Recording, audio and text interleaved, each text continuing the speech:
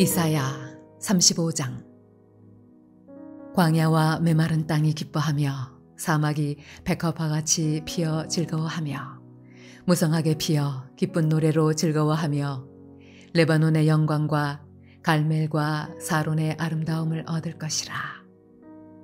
그것들이 여호와의 영광 곧 우리 하나님의 아름다움을 보리로다. 너희는 약한 손을 강하게 하며 떨리는 무릎을 굳게 하며 겁내는 자들에게 이르기를 굳세어라, 두려워하지 말라. 보라, 너희 하나님이 오사 보복하시며 갚아주실 것이라. 하나님이 오사 너희를 구하시리라 하라. 그때 맹인의 눈이 밝을 것이며 못 듣는 사람의 귀가 열릴 것이며 그때 저는 자는 사슴같이 뛸 것이며 말 못하는 자의 혀는 노래하리니 이는 광야에서 물이 솟겠고 사막에서 시내가 흐를 것임이라. 뜨거운 사막이 변하여 못이 될 것이며 메마른 땅이 변하여 원천이 될 것이며 승냥 위에 눕던 곳에 풀과 갈대와 부들이 날 것이며 거기에 대로가 있어 그 길을 거룩한 길이라 일컫는 바 되리니 깨끗하지 못한 자는 지나가지 못하겠고 오직 구속함을 입은 자들을 위하여 있게 될 것이라.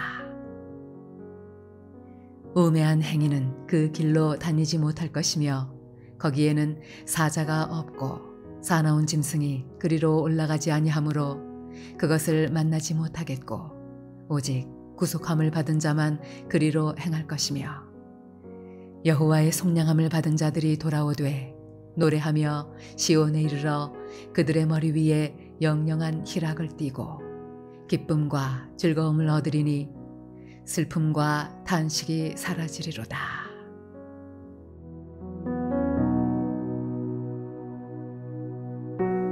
할렐루야. 오늘도 하나님께서 말씀 가운데 주시는 은혜를 힘입어 하루를 승리하는 저와 여러분 되시길 주님의 이름으로 축복합니다. 오늘 함께 나눌 하나님 말씀은 구약성경 이사야 35장 5절에서 10절 말씀입니다. 앞장 34장의 열방에 대한 심판은 사실상 하나님을 떠난 이 악한 세상에 대한 하나님의 진노와 그리고 종말론적인 심판의 예언이기도 합니다. 그리고 이어지는 오늘 보신 35장은 이러한 하나님의 종말론적 심판과 함께 현재의 이 세상과는 비교할 수 없이 새롭고 아름다운 세상이 도래할 것과 하나님의 백성이 그 새 세상에서 누리게 될 축복을 비유적으로 보여주고 있는 말씀입니다. 오늘 본문 말씀을 살펴보면 세상의 격변을 통한 구원의 시대가 도래할 것을 선포하고 있는데요. 그 격변은 어떠한 격변이냐? 광야와 같은 그 메마른 땅이 아름다운 꽃으로 치장하고 기뻐하게 되고요. 사막이 꽃을 피우며 기쁘며 환성을 지릅니다. 이것은 바로 생물이 살 수 없는 죽음의 땅에 생명이 자라나는 것입니다. 그래서 죽음이 지배하던 땅이 기쁨과 즐거움의 땅으로 완전히 새롭게 변화되는 것과 같습니다.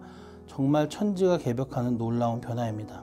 그래서 이것을 이어받은 요한계시록에서도 마지막 때에 새 하늘과 새 땅이 이 땅에 온다고 했습니다. 이전 세상, 이전 땅과 이전 하늘이 아니라 새로운 하늘과 새로운 땅이라고 하죠.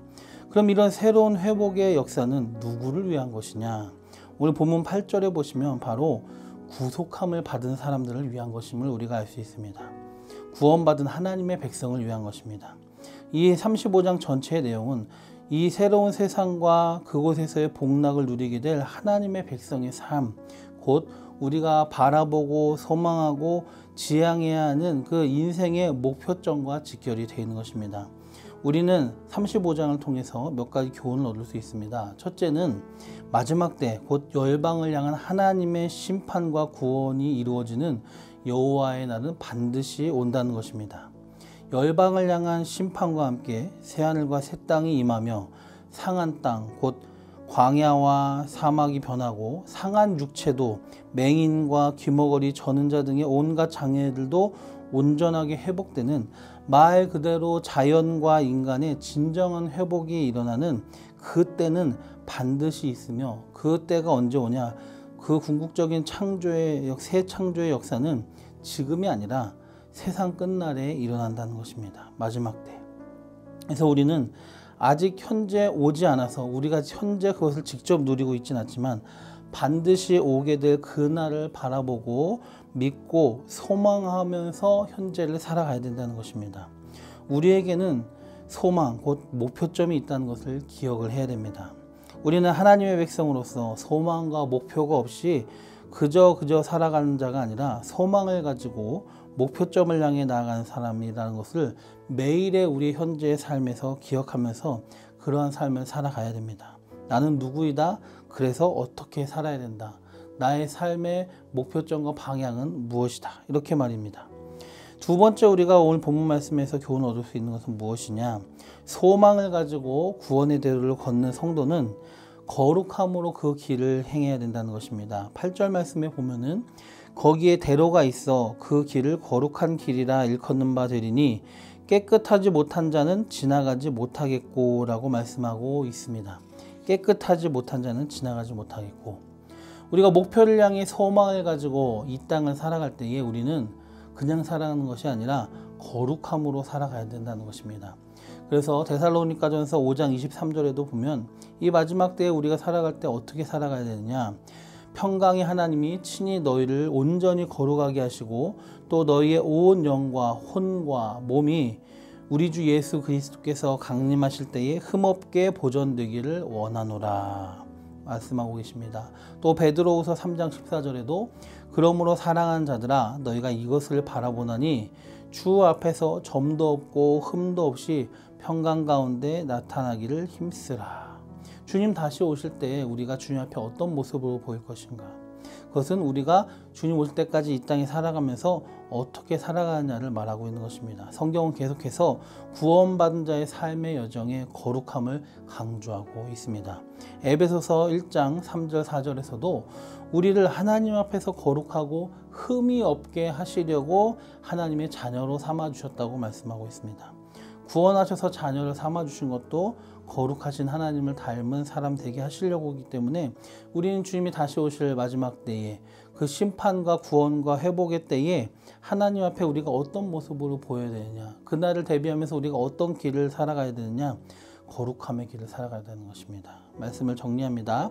우리는 하나님의 백성으로서 구원의 약속을 받았으면 현재를 살아가는 지금의 땅의 이 삶이 어떤 삶이 되어야 되느냐, 진정한 회복과 구원의 날을 바라보고 그것을 소망하면서 현재 우리가 겪을 수 있는 모든 어려움과 결핍과 고난을 이겨내야 되고요.